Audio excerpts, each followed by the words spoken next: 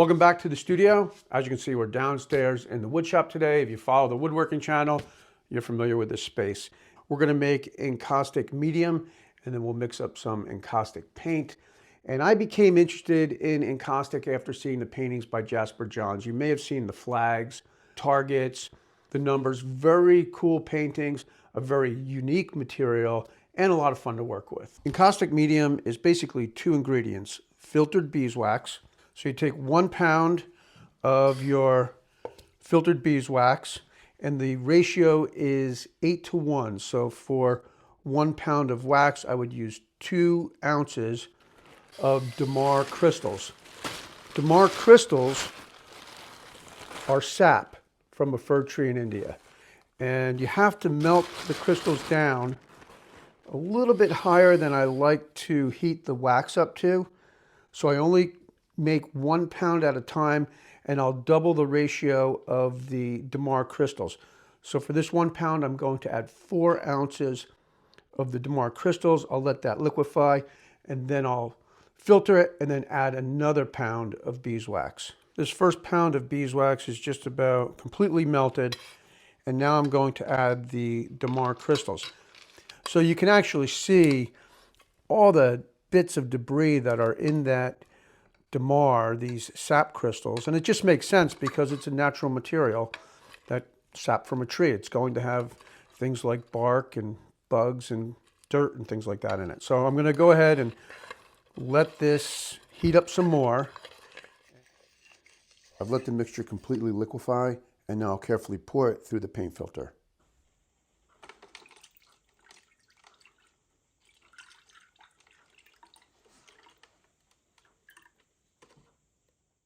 I'll clean this out, and I'm leaving the heat on because I want the pot to stay warm.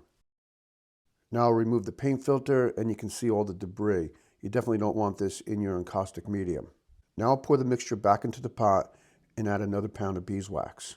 And now I have a ratio of 8:1, 4 ounces of damar and 32 ounces of beeswax. The second block of wax is melted, so now I'm making these encaustic medium cakes. So I know that these have an 8:1 ratio. I'm going to let these cool down for just a little bit, then I'll put them outside. That'll make them cool down much faster, and then we can mix up some encaustic paint.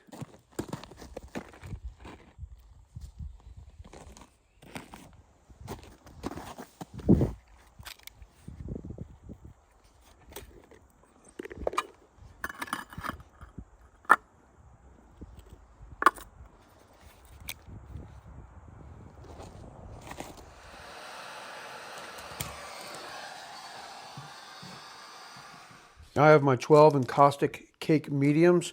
I'll take half of them and put them in a bag, a nice clean bag. They'll be good for another time. And I'm going to take these 6 and start making color. So I'm going to melt them down again, about 190 degrees. Okay, the wax has melted, and now I'm ready to add the pigment. This is oil paint, and I've spread it out on a piece of MDF. You could also use masonite, maybe even a paper towel. I like this because it's a hard surface. And by spreading the color out on the MDF, the oil paint, the linseed oil, is sucked out of the paint, and you're left with mostly just pigment. So I'll take that. I'm going to put that into the pot, and it'll mix around and make a nice blue color. This is definitely one of the most satisfying parts of the project. Just look at that color. I mean, that is so fun to make this color. And I'll just mix it around. You can see I've got some oil paint on the brush here. I'll keep taking it off the knife and the brush until it's all mixed.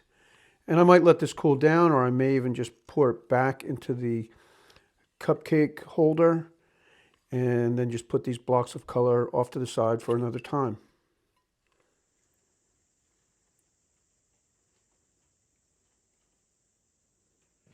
Okay, so that's about all there is to making encaustic medium and color. It's a very cool process.